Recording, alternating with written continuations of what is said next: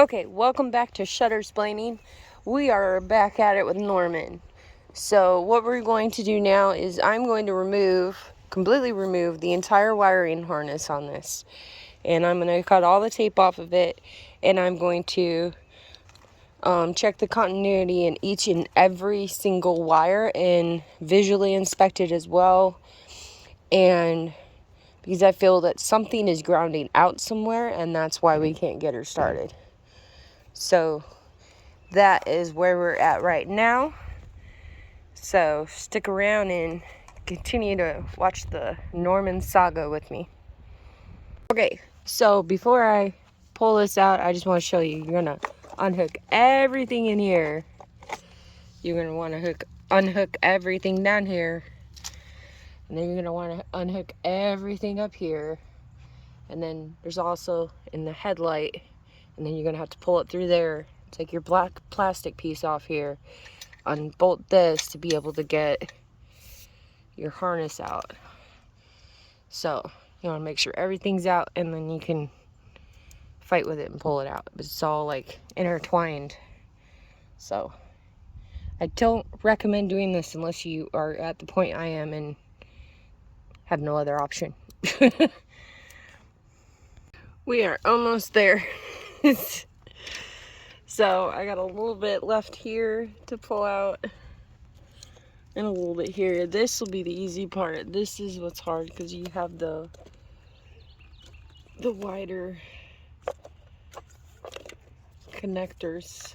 But it's so close, almost there. Oh, this is gonna be fun. Okay, so there it is. Got it completely out, and now I need to go take all the tape and tubing and all that off and trace every wire and test every wire and eliminate things as well if it's not vital. But so yay! And then once that's done, then get to put it back in. I want to say it took half a day to get it out, so it'll probably take a full day to get it back in. Alright, so stay tuned.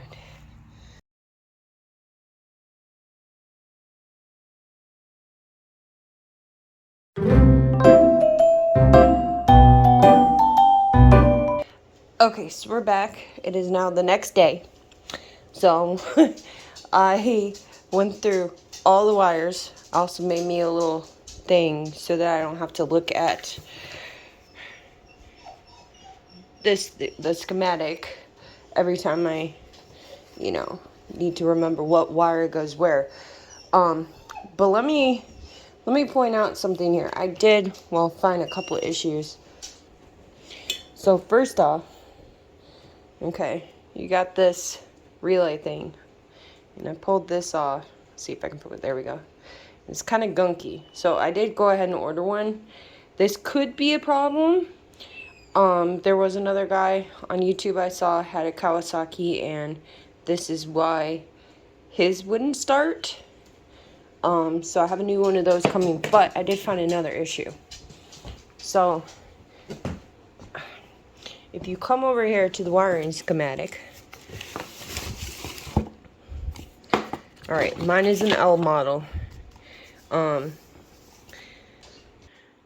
Okay, so this is how the schematic has it. It comes out of the ECU, they join up there, and then it goes to the horn fuse, which all these fuses are together.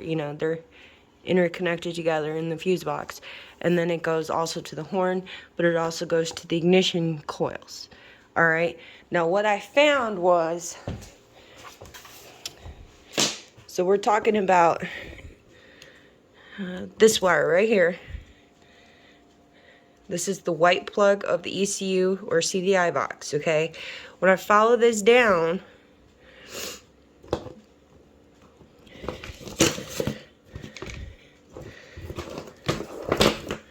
alright, everything got jumbled up, I apologize. Alright, So this is one ignition coil. This is another. No, that's not right. Yeah, that is right. No. Let's see. Yeah, this is one ignition coil, and this is the other ignition coil. So you got your black wire, which is not your ground. Your black and white is your ground. This is your power, okay? But what I found in this particular wiring harness is that it actually, the wire that goes from the ECU is separate, and all it does is go to the horn. Now, why the heck would the ECU need to go to the horn? Like directly to the horn. So my ECU is not telling my ignition coils that they need a spark because they're not connected anywhere. So what I need to do, because here's where they split to go to each ignition coil. This one, if you follow it back, it goes to my fuse box, which is right here on this plug, which is number 5, which, as I pointed out,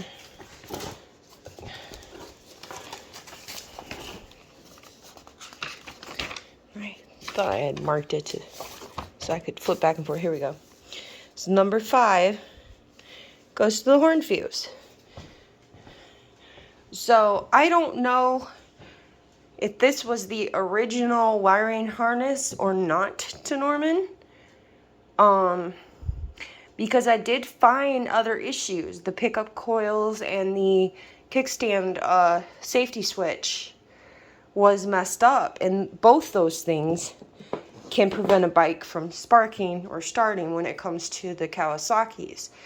So if they didn't realize that and just jumped straight to, let's buy a new harness, and this harness was wired wrong from the factory, then you're still going to have a problem. And then, of course, they give up and sell the bike in parts to the next person, and eventually to us.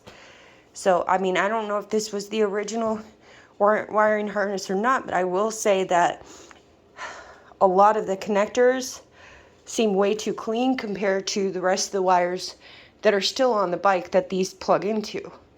So, what I'm going to do is I got some of these butt connectors, and I'm going to get my wires, and I'm going to splice them together so that a signal can be sent from the ECU to the ignition coils, just like the schematic has it shown. So between that and replacing this relay, along with the other issues, which I believe in my heart were the original issues and problems why the bike wouldn't start, I think we might have figured out Norman's Gremlins. So stick around and let's see if this works. Okay, so I've tied them together down here. I'm gonna check for continuity before I put the heat seal, like actually heat it up. But I put it down here instead of up here, that way it just, I don't know, ties them together that way. So we're gonna check for continuity, make sure we can touch all points, and from each one you should be able to have complete continuity, just like you do with grounds.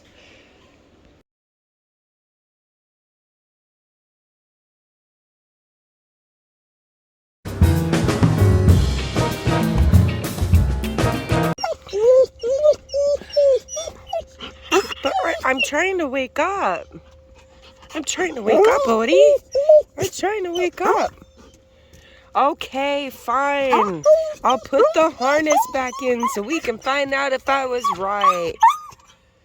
Alright, so now we got the harness in. I just got to start plugging everything back in and getting everything put back together. And then we can do our spark test. Yay!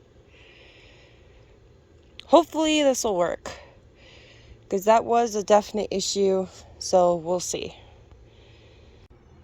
Okay, everything is plugged back in except for lights. But all the vital systems, everything's plugged in. I've been having my battery charge over there, so here in a few minutes we're gonna put the battery in and see if we get spark. Fingers crossed. I am still waiting on the new relay, that one right there. But I don't know for sure that that's bad, but because it looked kind of gunky, I went ahead and ordered a new one. But that was one of those, like, it's a cheap part, I'll go ahead and replace it anyway. But we're gonna try to get spark even though that's not here, and see if that wire or those black wires were the Gremlin after all or not. So yeah, I'm scared. So no spark, just because stupid things exist, and I should be able to get spark without a fuel tank on. I went ahead and hooked the fuel tank on, and then I sprung a leak or something. I'm gonna have to get a tighter clamp for that, because as soon as the pump kicks on, it starts spraying up the top of it, even though there's a clamp there.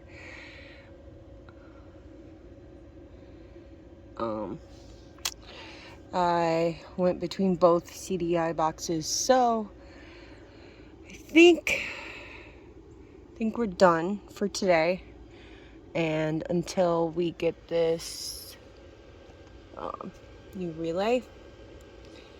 And so as soon as that gets here, I'll try again, but I'm gonna have to get a different clamp before I do, because yeah, I don't need fuel everywhere. The first couple times I did it, it was fine, but that's why I had the can propping it up so I could see what I was doing. So we got some rain coming the next couple days, so we're gonna cover them up, and then come back to them in a couple days once I get that relay, and go from there. The saga will continue. Thank you all for enduring this saga with me.